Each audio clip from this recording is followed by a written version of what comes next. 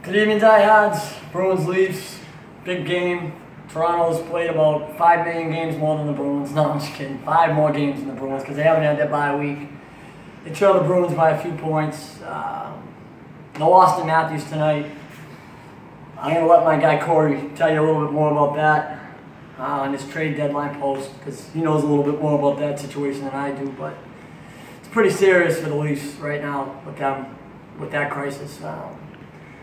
And he's questionable, definitely he's definitely questionable to return for the rest of the season. And if that's an injury that they have, that's an injury that they won't be able to overcome.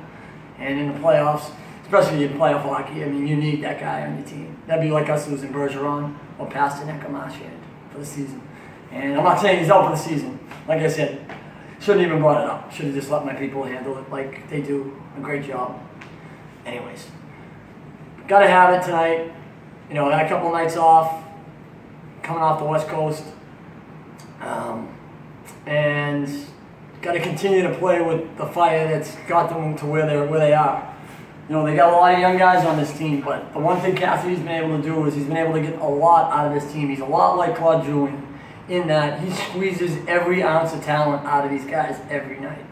And that's why I've been saying for months, watch the Bruins. Keep an eye on the Bruins. Keep an eye on the Bruins. And I still say the same thing about the Celtics. But right now, the Celtics are kind of hitting a wall, whereas the Bruins are running through the wall, if you can understand the difference between the two. You know, they're 1 point behind Tampa, and right now in a 7-game series, if we had to go to Tampa if the playoffs started today, and this was the conference finals or the second round or whatever it would be, honestly, I really wouldn't be that scared. I live in the Tampa area. I hear how they disrespect the Bruins every day on the radio. Just constantly disrespecting the Bruins. And it's not like Bergeron's not good or this guy isn't that. Yeah, it's none of that. It's just they don't even think the Bruins belong on the same ice with them. And that is where when you underestimate your opponent in the pros, usually you get smacked. Just like we got smacked twice by the Giants in the Super Bowl. Underestimating our opponent. Bruins got to have it tonight. And keep it short and sweet. Got to play fast. Got to stay out of the box.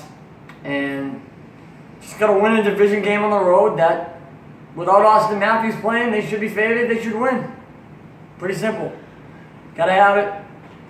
Got to try to get in front of Tampa. Because if you get in front of Tampa and you have home ice all the way through the Eastern Conference playoffs, let me tell you, you're not gonna lose.